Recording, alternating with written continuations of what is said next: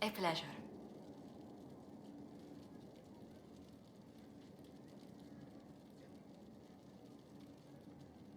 How do you stay so civil with everyone, Josephine? Bonds of circumstance among the nobility are fickle. Civility is the only constant everyone admires. And I do deplore rudeness in those who know better.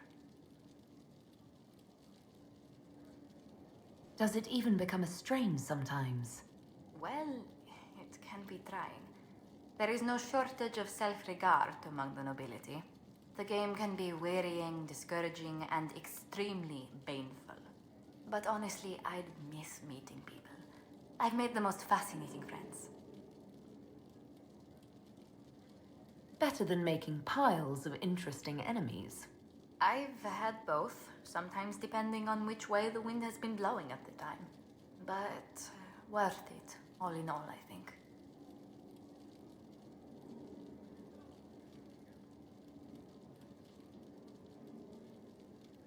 Tell me about the Montiliers. Well, my parents are alive and in good health. They live in our estate in Antiva City. Of my 4 siblings, most attend to the running of the family vineyards.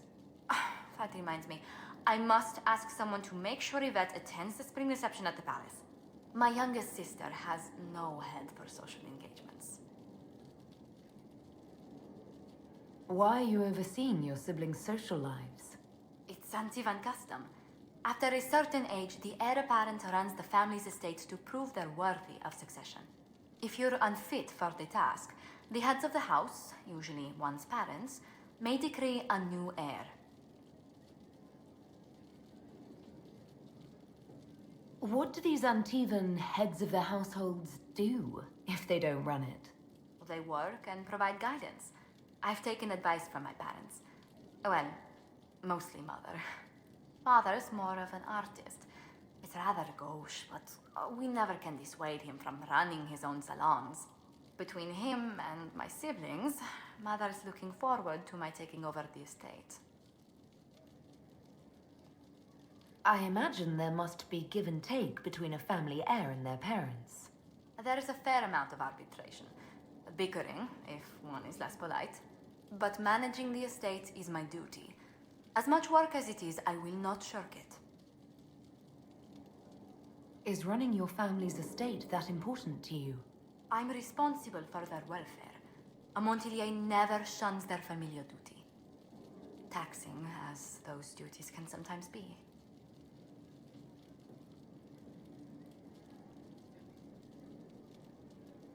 I think you're too finicky to give those responsibilities to the rest of your family. You don't know them. But Lorien in charge, or Antoine, or Yvette? No, truly, it must be me.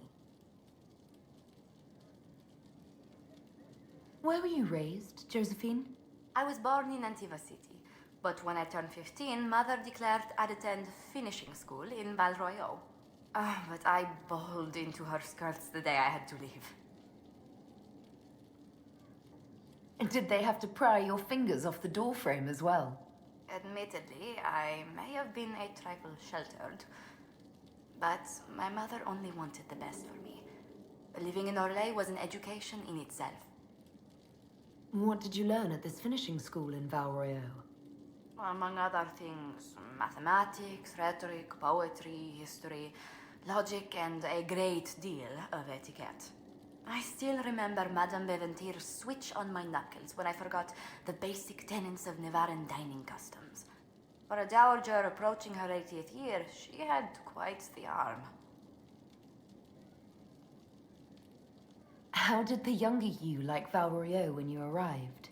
Have you ever stepped into a new city and felt the buildings couldn't possibly be real? That was Valroyo to me. So beautifully foreign, I gaped at its spires for months.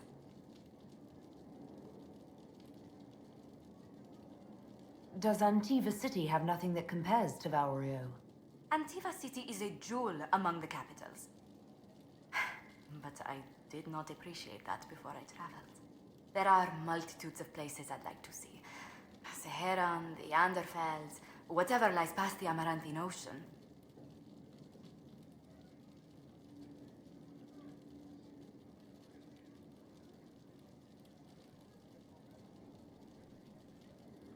rules Antiva?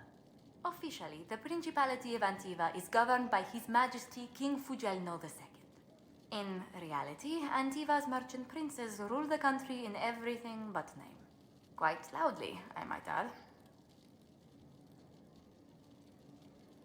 What sort of dealings did you have with these merchant families? As ambassador, I attended Privy Council meetings in a mediatory capacity. May I just say, one has never heard an argument until they've sat in on 15 princes howling down each other's tariff suggestions.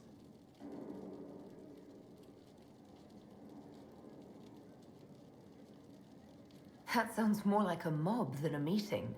It's all a part of life in Antiva. Our traditions value passion and romance, a certain exuberance of style. Are you positive you're Antivan?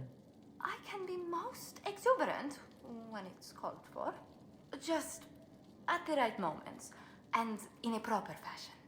Might we speak of something else?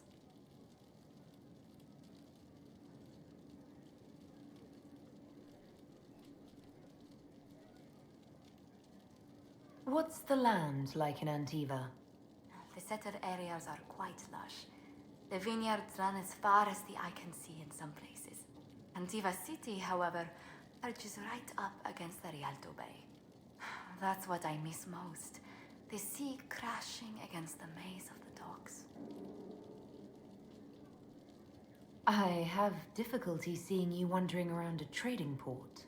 Everyone in Antiva City spends time by the ships, my lady.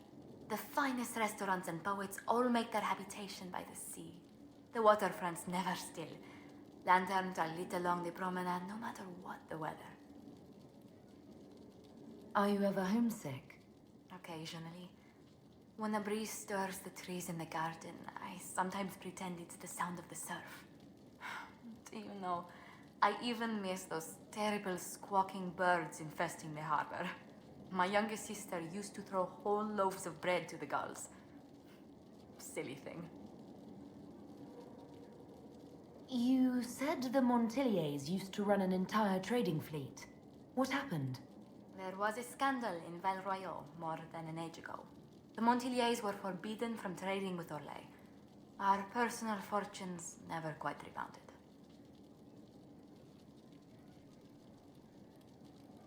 Does anyone in Orlais even remember what that scandal was? I doubt it, but the injunction persists. What exactly happened? An affair with a minor lord. Perhaps. Most other details are lost. Are you saying your family's livelihood was ruined because of a love affair no one even remembers? Essentially, Orlesian politics are full of these unhappy little missteps, Inquisitor. You haven't really gone into detail about how you know Leliana. We met... let me think. We met the last few years of my schooling, but we became friends after I became ambassador to Orlais. It seems terrifyingly long ago now. How exactly did you and Leliana reconnect in the Inquisition? I discovered my family had been overcharging a merchant we traded with for months. Our name carries a great deal of trust in Antiva. I spent weeks arranging a string of favors as suitable recompense. Apparently satisfied, the merchant extended me an invitation to her estate. Leliana greeted me in place of the merchant. I assume there was more to it than a strange way to say hello. It was a test of sorts. Leliana claimed she needed someone of painful integrity for the Inquisition. I accepted, once she finally explained what it was. Do you remain close? Yes, but she's grown so much more distant than the outgoing woman I met in Val Royaux. Leliana used to wander the Orlesian courts, singing the sweetest songs, charming the greatest wits. Now she collects secrets and takes risks that would make empires tremble. I worry, but she will not hear it. Does Leliana confide in you? She enjoys revisiting our more disastrous adventures. Leliana used to concoct the most ridiculous plans. Run if you ever see her with a twine ball, a measuring stick, and a handkerchief. Let's speak later. Farewell. Magnificent. Oh, suddenly, it all makes sense. I now understand the nuance behind elven words. The ancient lore reveals patterns I would never have suspected. It is exhilarating, the rush of images, truth dangling just out of reach. Tell me more. Take the Alluvians. It was always assumed their use was lost after the Tevinter conquest of Arlathan. But the ancient elves had closed all paths to the crossroads long before. They warred with themselves, and the Alluvians were sealed to prevent an enemy from using them to attack. So much is misunderstood. It would take years to absorb, if I get the chance. And that's good, right?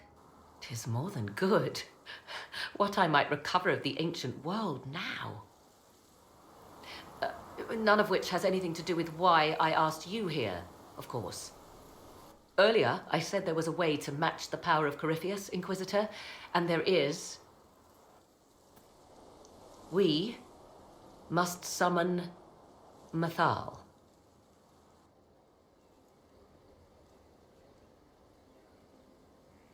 Really? That sounds quite fun. Fun? 'Tis an odd notion of fun you have, Inquisitor.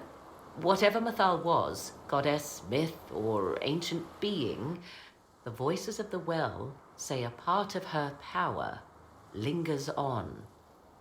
How, or in what form, I cannot say, but that power is exactly what we need.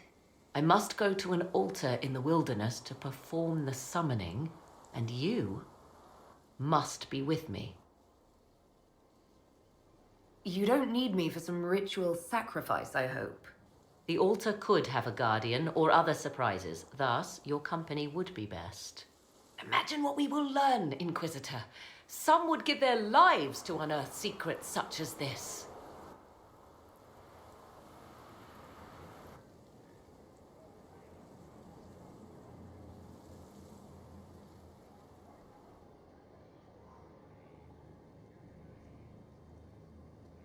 The altar awaits our visit, Inquisitor. Everything I have done since leaving Ferelden has led me to this. Think of all we will learn. This is the place? It is. Look for an altar, ancient but still standing.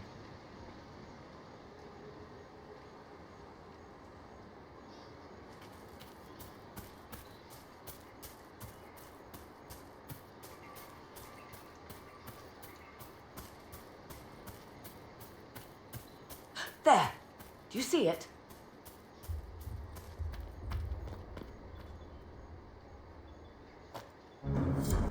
'Tis all that remains of the great altar. We few who travel far call to me and I will come, without mercy, without fear. Cry havoc in the moonlight. Let the fire of vengeance burn. The cause is clear.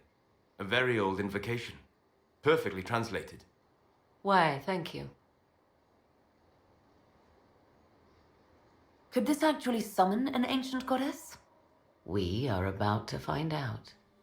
Your companions will need to go elsewhere. Not to worry, if there is shouting, they will hear it readily enough.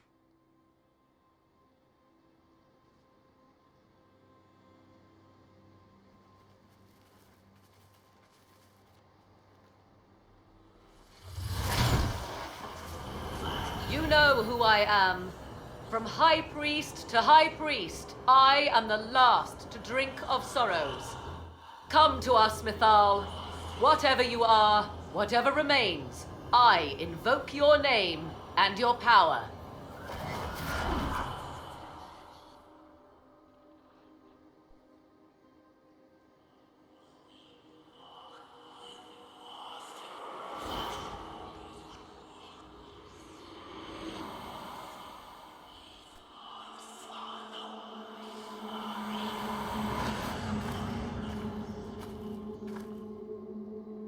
Mother. Mother? Now, isn't this a surprise? So this is Mythal. She is a deceiving witch! Now, that's quite enough of that. What have you done to me? I have done nothing. You drank from the well of your own volition. Then you are Mythal?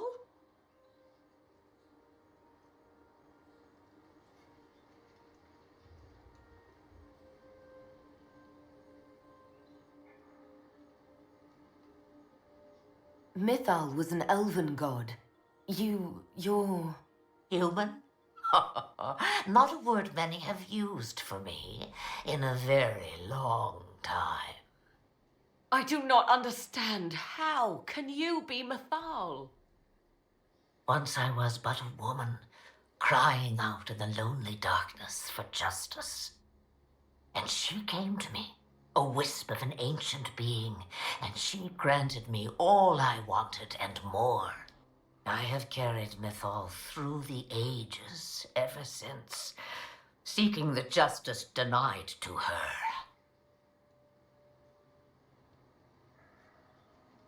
That could have been a demon lying to you.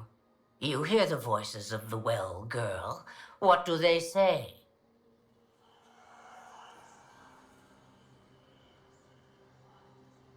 They say you speak the truth. But what was Mythal? A legend given name and called a god? Or something more? Truth is not the end, but a beginning.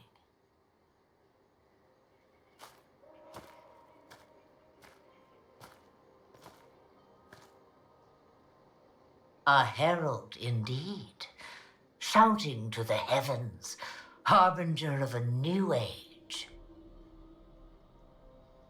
As for me, I have had many names, but you may call me Flemeth. Then you're Mythal and Morrigan's mother. As well as a witch who prolongs her unnatural life by possessing the bodies of her daughters. That's what you believe, is it? I found your grimoire, and I am no fool, old woman. Yet here you stand, bound into my service. My daughter ran from me long ago. I've let her be, until now, it seems. If Mythal is within you, why not reveal yourself? And to whom should I reveal myself? To the elves, to everyone? I knew the hearts of men even before Mythal came to me. It is why she came to me. They do not want the truth, and I am but a shadow, lingering in the sun. Why did Mythal come to you? For a reckoning that will shake the very heavens. And you follow her whims. Do you even know what she truly is? You seek to preserve the powers that were, but to what end? It is because I taught you, girl. Because things happened that were never meant to happen. She was betrayed as I was betrayed, as the world was betrayed. Mythal clawed and crawled her way through the ages to me, and I will see her avenged! Alas, so long as the music plays, we dance.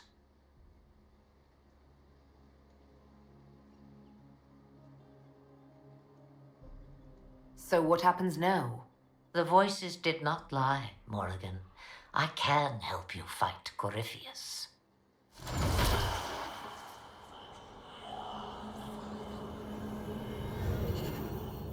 Do you understand, child? Yes. I think I do.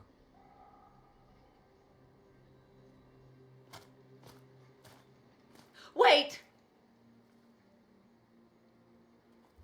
I wish to see who drank from the Well of Sorrows. It has been a very long time. Imagine my surprise to discover it was you. And that is all.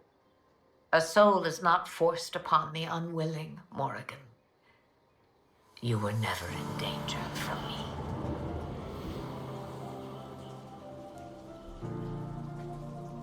All things considered, Inquisitor, I now wish you had drunk from the well.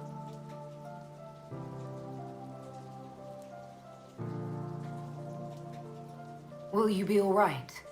I am uncertain. What she said is true, at least. I have the answer to your problem. I can match the Archdemon's power when the time comes. All that remains is for you to find Corypheus.